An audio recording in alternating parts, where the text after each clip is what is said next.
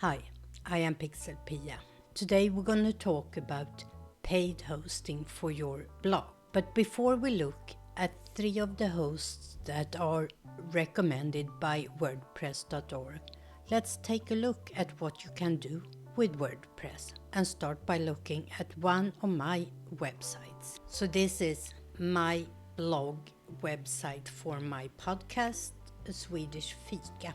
All of this is created using WordPress. So let's take a look at the back end here of WordPress. This is the dashboard. We are not going to go into detail today, but let me show you a couple of things that makes it easy to work with WordPress. And one is, of course, the themes. Here are some of the themes that I have installed. I'm using this one, Customizer. And here I can do all the changes I need when it comes to the look of my website. This customization will look a little bit different depending on what theme you are using. If I would like to change the theme, let's say for example that I want to use this Draftly, I can, after downloading it and installing it on my WordPress, I can go to a live preview here. That will take me to the customizer for that theme. Everything is still here the way I had it set up for customizer, but it looks a little bit different. I also need to do some changes here. For example, in the header, I need to change to one of the images I have uploaded.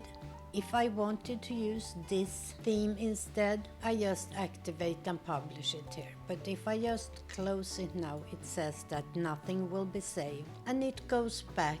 Another thing that makes this so easy to work with are all the plugins. Here are the plugins I have installed, and as you can see, I have Buy Me a Coffee, I have the feeds for YouTube, I have some email plugins that I use, and I have some polling plugins. So now to the 3 website hosts that WordPress recommend. The first one is Bluehost.com. And if we click here, WordPress Start Building, we have the 3 different alternatives. Basic for $2.95 for 12 months. You have unlimited websites, hosting included, 300 plus design templates, blog post management, image library, free SSL, free domain for 1 year, and free email marketing. For $9.95 a month, the Pro alternative, you get all that, plus you have additional premium design templates, domain privacy. You can get online payment, online store products, and packaging. The next one they recommend is Dreamhost.com. Let's go to WordPress. And here we have 3 alternatives. WordPress Basic.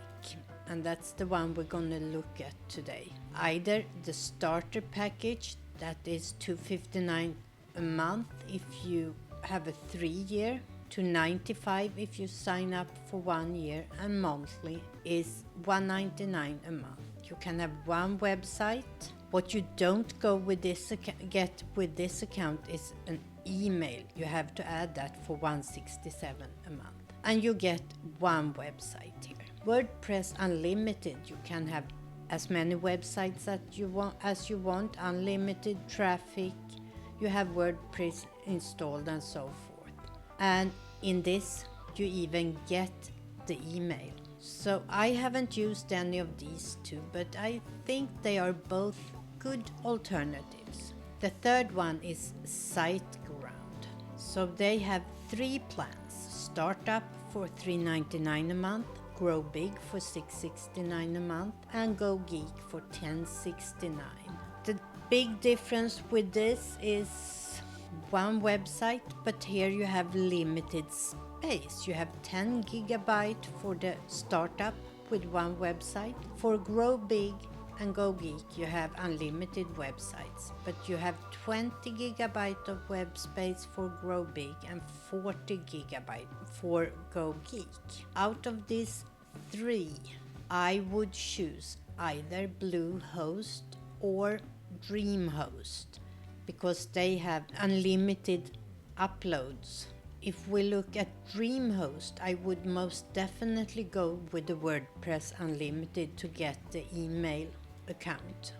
Bluehost have email included.